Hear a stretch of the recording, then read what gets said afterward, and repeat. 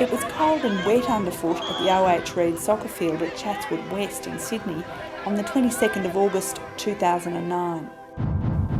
Our sons Rory and Hamish were playing for their team, the North Sydney Drop Bears, who were winning 3-1 against the Northbridge under-10s. It was half-time at 9:30 when the unmentionable happened. My husband's heart stopped beating. I screamed out, "Get him to the ground!" while my friend Jane Hayes found a doctor and a pharmacist willing to help me carry out cardiopulmonary resuscitation on my seemingly dead husband, Mike Williams. So straight away I rang the ambulance. He's a 56-year-old male. He has had a heart attack a week ago. So Jane ran up, called out, "Does anyone know CPR? Is anyone a doctor?" I'm a pharmacist, no CPR, so I turned around and I said, "Can I help?" I was assessing a child and I heard this cry, "Doctor, doctor," and I ran over and Louise said, "He had a stent this week." He was still in the chair at the time, and I felt your pulse and realised that you didn't have a pulse and knew that you must have had a cardiac arrest. Melanie, Isabella were there. It seemed like they'd just taken control of the situation and I was just a form of communication back. Between parents on the sideline from your team, we got you down off the chair onto the ground. And we started CPR pretty soon after you. How many seconds do you reckon between hearing? I reckon less than a minute. Everybody was quite focused inwards towards you, Mike, and I actually turned around and I did see Hamish and Rory's faces and the fright. And I said, "Get onto council, we need to get that gate open, the ambulance needs to get access to this field." I'd had a recent experience where one of my son's 12-year-old friends had a cardiac arrest, and she had been resuscitated outside a shopping centre and had had a very good recovery, and I kept thinking of her and thinking, we can do this. We tried for a neck pulse, we tried for a wrist pulse, we were trying to get a groin pulse, we still couldn't get a pulse.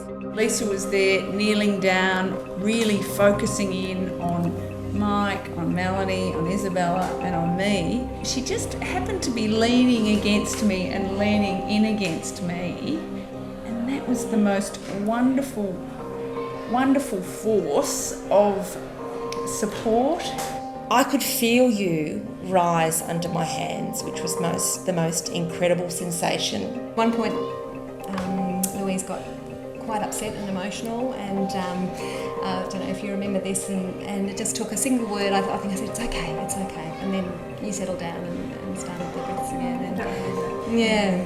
Louise talking to you got you through. She was, "We need you, Mike. Come on, Mike, you can do this. Rory and Hamish need you.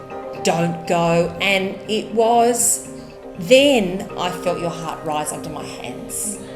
Then someone came and said, "We need some bolt cutters." The other parent came over, Tony, and he said, "What are we going to do?" And I said, "Get that bloody gate open, let's get that open." And I could visibly see them working on that gate, and I could see what was going on. It was a blessed sound to hear that ambulance. I didn't hear it, but apparently everyone on the pitch could hear it coming all the way down Fuller's Road. And when the first ambulance got there, they were ready to walk the equipment on. The second ambulance could drive straight on, which was great. The timing was perfect. And then the ambulance arrived and they took over, and they were calm and competent, and they were absolutely brilliant. And while we could have been preparing for Mike Williams's wake, it was instead a Thanksgiving party. So why do we produce Many Hands Make Mike Work? To move you to learn cardiopulmonary resuscitation.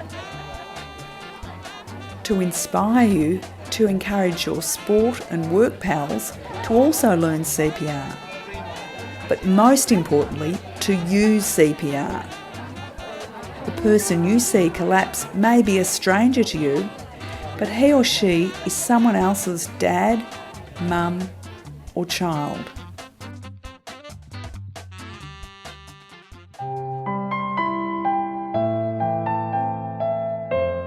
I'm Mike Williams, the bloke whose life was saved by the gorgeous Isabella, Melanie, and my wife Louise. As you have seen, many hands make Mike work, and I'm living proof that CPR really does work. To you all, my deepest thanks. I am because of you.